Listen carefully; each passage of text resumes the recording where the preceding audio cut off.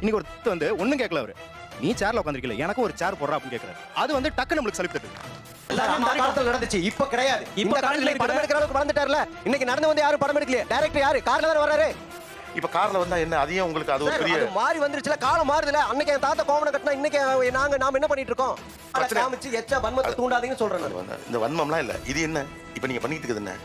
India ஃபுல்லா 50% கிராமங்கள்ல மக்களுக்கு குடிநீர் தருவதில்லை, அதாவது குடிநீர் கனெக்ஷன் கூட தரக்கூடாதுன்னு ஆதிக்க சாதியினர் வன்முறை நடத்துறாங்க. அனைவருக்கும் கோபிநாத்தின் அன்பு வணக்கம். பல காலகட்டங்களில் பல்வேறு விதமான படங்கள் தொன்று தொட்டு எடுக்கப்பட்டு வந்து கொண்டிருந்தாலும் ஒவ்வொரு காலகட்டத்திலையும் ஒரு ஸ்ட்ரீம் பாப்புலராக ரீசெண்டா பாப்புலராக அல்லது அதிகமாக எடுக்கப்படக்கூடிய ஸ்ட்ரீம்னா அரசியல் சமூக கருத்துக்களை பேசக்கூடிய படங்கள் இப்போது சற்று அதிகமாக வருகின்றன.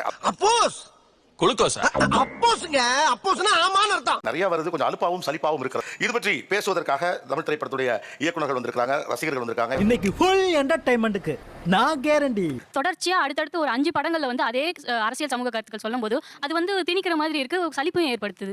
அப்படி என்றால் ஒன்று செய், நான் ஒரு முளை கயிறு தருகிறேன், அதை வாங்கி கொண்டு போய் ஒத்த புளிய மரத்தில் தூக்கில் தொங்குங்கள். அதே கருத்துனா எந்த கருத்து ரிப்பீட் ஆகுதுன்னு நினைக்கிறீங்க? சமூகம் சாதி மதம் சார்ந்து நடிக்கிறாங்கல்ல, சோ அது வந்து திரும்ப திரும்ப ரிப்பீட் ஆயிட்டே இருக்க மாதிரி எனக்கு ஒரு ஃபீல் ஆகுது. இப்ப என்ன பண்ண சொல்ற? ஒண்ணும் பண்ண முடியாது.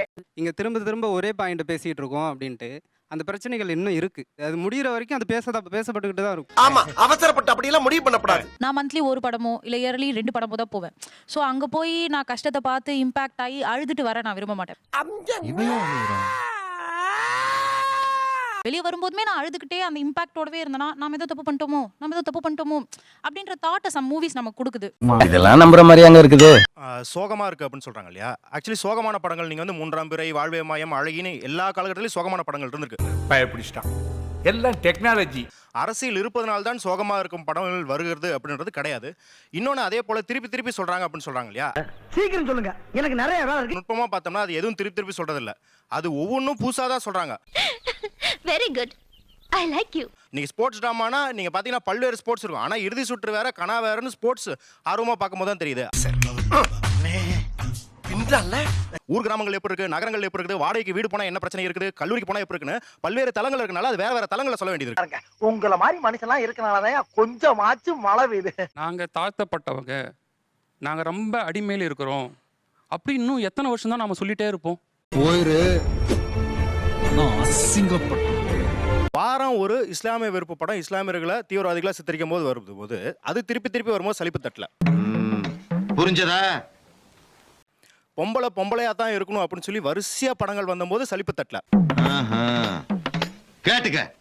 இன்னைக்கு ஒரு வந்து ஒண்ணும் கேட்கல அவரு, நீ சேர்ல உட்காந்துருக்கல எனக்கு ஒரு சேர் போடுறா அப்படின்னு கேட்கறாரு. அது வந்து டக்கு நம்மளுக்கு சலிப்பு தட்டுது. உங்களை மாதிரி ஆளெல்லாம் உலகத்துல இருக்கிறதுனால தான் இன்னும் உலகம் அழியாம இருக்கு. இங்க இருக்கிறவங்களே அந்த டைம்ல சோசியல் மீடியா இருந்தா நாங்களே மீம் போட்டு அதை கலாய்ச்சிருப்போம். அந்த படத்தெல்லாம் கலாய்க்கிற மீம்ஸ் எல்லாம் கூட இப்பவும் வருது. சீக்கிரம் சொல்லுங்க, எனக்கு நிறைய வேலை இருக்கு. இப்ப வர படம் எல்லாமே அவங்க சொல்ற சாதி ரீதியான படம் எல்லாமே கரண்ட் ஜெனரேஷன்ல இருக்கிற படத்தை யாருமே வைக்கிறது கிடையாது. ஏதோ பேசுறதுக்காக நான் பேசிட்டு இருக்காத, நேரத்தை கடத்தாத, நல்ல விவரமா பேசு. அந்த காலத்துல அப்படி நடந்துச்சு, அதை நான் எடுத்துட்டு வந்து இப்ப காமிக்கிறேன். நம்ம எல்லாருமே மாறிட்டோம். நாசமா போயிருவடா, அழிஞ்சு போயிருவ. இந்த எண்ணத்தை மாத்திக்க, இல்லன்னா நீ அவ்வளவுதான். அந்த காலத்துல நடந்துச்சு, இப்ப கிடையாது. இந்த காலத்துல படம் எடுக்கிற அளவுக்கு வளர்ந்துட்டார்ல. இன்னைக்கு நடந்து வந்து யாரும் படம் எடுக்கலையே. டைரக்டர் யாரு? கார்ல தான் வர்றாரு. டேய், ஏன்டா கொந்தளிக்கிற? எங்கேயும் தனிப்பட்டு செயல்படாதுன்னு சொல்லிக்கடா. பரதேசி. நீங்க இன்னொருத்தர வில்லன் ஆக்குறீங்கல்ல. நீங்க ஒருத்தர் அடுக்கப்பட்ட அடுக்கனே ஒடுக்கனே ஒதுச்சே அப்படி சொல்றீங்கல்ல. டேய், இருடா. ஒருத்தருக்காக மட்டும் நான் இங்க வரல, 50 பேருக்கு சேர்த்து தான் வந்திருக்கேன். இந்தியா ஃபுல்லா 50% கிராமங்கள்ல மக்களுக்கு குடிநீர் தருவதில்லை, அதாவது குடிநீர் கனெக்ஷன் கூட தரக்கூடாதுன்னு ஆதிக்க சாதியினர் வன்முறை நடத்துறாங்க. என்னங்க எனக்கு ஒண்ணுமே புரியல. அதுதானப்பா எனக்கும் புரியல. இதெல்லாம் 2021 22ல பாத்துக்கிட்டு இருக்கோம் நம்ம. அப்படின்னும் போது பூனை கண்ண மூட்டை உலகம் இருட்டுன்னு சொல்ற மாதிரி இருக்கு. இப்ப நடக்கலங்கிறது அப்படி கேளுங்க, அறிவு வரட்டும். இப்ப கார்ல வந்தா என்ன அதிகம் உங்களுக்கு அது ஒரு பெரிய மாறி வந்துருச்சுல, காலம் மாறுதுல. அன்னைக்கு என் தாத்தா கோவணம் கட்டினா இன்னைக்கு நாம என்ன பண்ணிட்டு இருக்கோம்? நான் சரியா பேசுறேன்? சரியா தான் இருக்கு. அந்த படங்கள் வர்றதுனால தான் சார் நாங்க இப்படி உட்கார்ந்து இருக்கோம். நாங்க பொறுமையா பேசுங்க சார், கொஞ்சம் பொறுமையா. இல்ல சார், கோபப்படாதீங்க. என்ன கோபப்படாதீங்க? பொறுமையா இருங்க. வீட்டுக்கு போங்க. வீட்டுக்கு போங்க. ஐயா நீங்களே இல்ல சார் சொல்றேன், என் பேர் சதா சார், ஓபனா சொல்றேன். இப்ப என்ன பண்ண சொல்ற? ஒண்ணும் பண்ண முடியாது.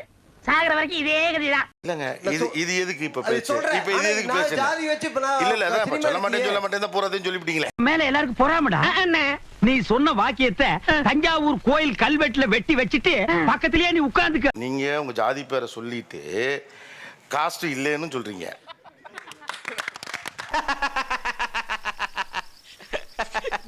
சிரிக்காதான் சொன்னா எனக்கு அசிங்கமா இருக்கு. இப்ப இந்த காலகட்டத்துல வந்து எங்க ஏரியாவுல நான் கொங்கு பகுதியை சேர்த்தவன். சரி. அந்த பகுதியில இந்த மாதிரி கிடையாதுங்கிறேன். ஆத்தாடி ஆத்தா வருஷத்துக்கு ஒரு கிரிக்கெட்ட சிக்கிறடா சாமி. சார் அதே கொங்கு பகுதியை சார்ந்தவங்க தான் சார் நானும். இன்னுமே எங்களோட சுற்றுவட்டார கிராமங்கள்ல தீண்டாமையும் இருக்குது, சாதி பாகுபாடுகளும் இருக்கு. வெக்கமா இல்ல, வெக்கமா இல்ல. எந்த ஏரியால இருக்கீங்க நீங்க? உடுமலைப்பேட்டை சார் கிடையாது சார். சங்கர் கௌசல்யாவும் கோகுல்ராஜும் எந்த பகுதியை சேர்ந்தவங்க சார்? ஐயோ மகனே அத பத்தி யோசிக்கவே இல்லையே. உங்களோட பகுதி தான். அவங்களுக்கு என்ன சார் நடந்துச்சு சார்? நீங்க சொல்லி ஆர்டிஐ போக வேணாம் சார். தினமும் பேப்பர் சொல்றீங்க, பேப்பர் கட்டிங்ல பாக்குறோம்னு. No comments. Simply where. Kabaddi விளையாட போனவன் நல்லா விளையாடுறான்னு கை கால வெட்டுறாங்க சார். என்னை விட மார்க் 10 மார்க் எடுத்த நீங்க சொல்றீங்கல்ல கார்ல வந்துட்டான் அப்படிங்கிறது அதோட வேற வருஷம் தான் சார். என்ன பழக்கம் அது? என்ன பழக்கம் இது? சில இடங்கள்ல நடக்குது நீங்க சொல்றது. ஆனா அனைத்து இடங்கள் நடக்கல. அது காலங்கள் மாற மாற அது மறைஞ்சு போகும். நீங்க ஒரு சில இடம் சொன்னதுனால வரிசையா எல்லா இடத்தையும் நீங்க சொல்றாங்க. இப்ப உங்களுக்கு என்ன, இப்ப இங்க ஏதாவது நடந்தாதான் ஒத்துக்குவீங்களா? நீ கேட்ட ஒவ்வொரு கேள்வி என்ன செருப்பால் அடிச்ச மாதிரி இருக்குடா. பிரச்சனை காமிச்சு எச்ச வன்மத்தை தூண்டாதீங்கன்னு சொல்றேன் நான். இந்த வன்மம்லாம் இல்ல. இது என்ன இப்ப நீங்க பண்ணிட்டு இருக்குது என்ன? நான் காசை வாங்கிட்டு உள்ள புடிச்சு போடாம வெளியில விட்டுருக்கிய.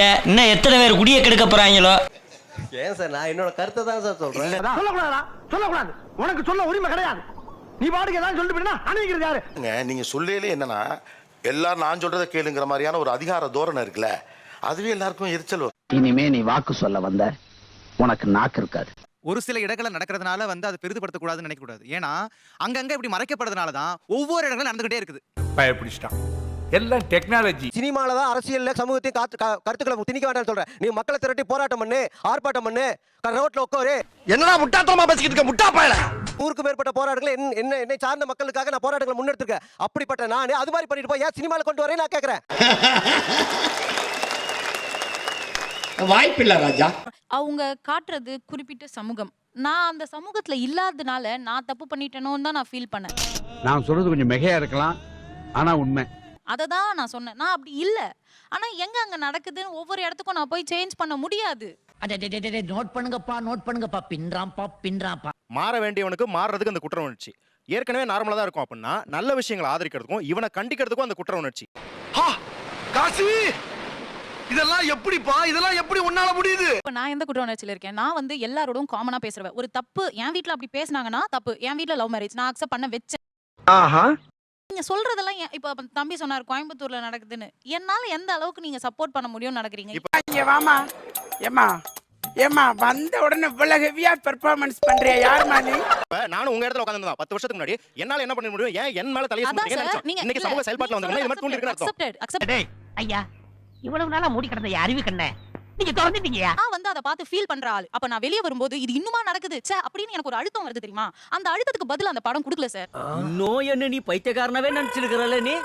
ஜெய் பீம் படத்துல சூர்யா கைய புடிச்சு மேல கூட்டி வந்தாரு. அப்போ இத பண்ணா இது மாறும். அது அங்க ஆன்சர் இருந்தது. இப்ப என்ன பண்ண சொல்ற? ஆனா அந்த எல்லா நீங்க சொல்ற அந்த எல்லா சேம் மூவிஸ்லயும் அந்த ஆன்சர் ஏன் கொடுக்க மாட்டீங்க? எனக்கு ஜெய் பீம் படம் இதுல எல்லாத்துல இருந்தும் தனியா தெரியுது.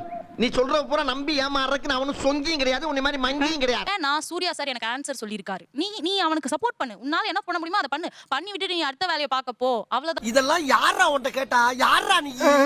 நீங்க சொல்ற படத்துலலாம் என்னோட அந்த மன அழுத்தத்தை அதிகம் பண்றீங்களே தவிர ஆன்சர் கொடுக்க மாட்டீங்க. சக்திவேலு நீ 8ஆம் கிளாஸ் படிச்சிருக்கலாம், அதுக்காக வாய்க்கு வந்து இப்படிலாம் பேசாத. பேசாம வேலையை பார்த்துட்டு போ. இப்போ பொலிட்டிக்கல் சினிமாங்கிறது நிறைய இருக்குமா? இப்போ இன்னைக்கு ஊழல் இருக்குன்னா ஊழல் சார்ந்த விஷயத்தை டிஸ்கஸ் பண்றது கூட பொலிட்டிக்கல் தான். அடாடாடாடா என்ன தத்துவம். ஆனா உங்க எல்லாருமே ஒரே முகத்துல எங்க கோவமாயிடுறீங்கன்னா சாதி சார்ந்த படங்களை எடுத்தோன்னு எல்லாருக்கும் பயங்கர கோவம் வருது. அப்படி பச்சையா சொல்ல முடியாது, ஒரு யூகமா சொல்லலாம். ஏன்னா இது பல நாள் பிரச்சனை, பேசுறதுக்கு பல வருஷமா வழி இல்லைங்க. இப்பதான் உங்களுக்கான பேசுற சூழல் வந்திருக்கும் போது என்னன்னா சீக்கிரம் சொல்லுங்க, எனக்கு நிறைய வேலை இருக்கு. நீங்க இன்னொருத்தர் இல்ல ஏன் இதுல இருக்க இன்னொருத்தர் வந்து பாதிக்கப்படுறாரு, இன்னொருத்தர் நான் வருதான் தப்பு பண்றேன் நான் தப்பு பண்ணலங்கிற ஹாஸ்பிட்டல் போறீங்க, ஏகப்பட்ட நோய்களுக்கு வந்து அங்க இது போட்டிருக்காங்கன்னு வச்சுக்கோங்க. அந்த சீட்ல வந்து இப்போ காச நோய்க்கு என்னென்ன பிரச்சனை இருக்கு? நான் குமார் அவசரப்பட்டிய இப்போ எய்ட்ஸ் என்னென்ன பிரச்சனைகளா சார் இதெல்லாம் வந்து காஷன் அப்படின்னு எனக்கு தான் இல்லையே எதுக்கு அதை ஒட்டி வச்சிருக்கீங்கன்னு சொல்ற மாதிரி இருக்கு. நீங்க அதை புரிஞ்சுக்கோங்க. இது நியாயம், இது தர்மம். என்ன இருந்தாலும் படிச்ச இல்லையா? பொது சமூகத்துல இருக்கக்கூடிய பிரச்சனையை பொதுவா எடுத்து டிஸ்கஸ் பண்ணதான் வேணும். என்னைய பாதிக்குதுன்னு நீங்க சொல்றதுக்குல 1000-2000 வருஷமா பாதிக்கப்பட்டிருக்காங்க அவங்க.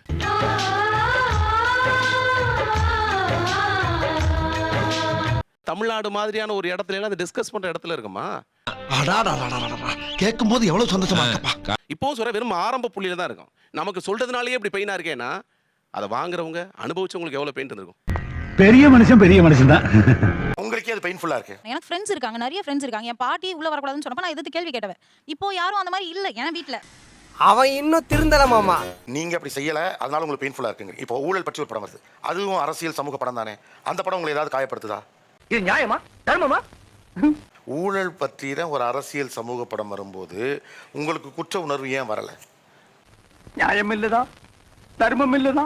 ஜாதி படம் மட்டும் ஏன் குற்ற உணர்வு வருது? நாங்க பண்ணிட்டோமோ, பண்றோமோ, தப்பு நடக்குதோ. இவ்வளவு நாளா இது தெரியாம ஒருவேளை நடக்குதோ கவனமா இருக்கணும் அப்படின்னு ஒரு எண்ணத்தை அது உண்டாக்குது தானே. Yes sir. நல்லது தானே அது. நல்லதுதான் சார். அப்புறம் என்ன என்னன்னா அந்த உண்மையை எதிர்கொள்றதுலயே அவ்வளோ நடுக்கம் வருது. எனக்கு புரியல.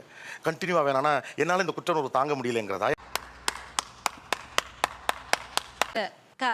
அப்படி கிடையாது. என்னால இந்த குற்ற உணர்வு தாண்ட முடியாது. அதை நான் கிராஸ் பண்ணி வந்துட்டேன். ஏன் ரிப்பீட்டா எனக்கு நீங்க இதை சொல்றீங்க? எனக்கு எரிச்சல் வருது. நான் கெட்ட வார்த்தையில திட்டி போடுவேன். அப்புறம் நீங்க சொன்ன அந்த ஊழலை சொல்லுங்க, பெண்ணடிமைத்தனத்தை சொல்லுங்க. உனக்கெல்லாம் வெக்கமே இல்லையாடா?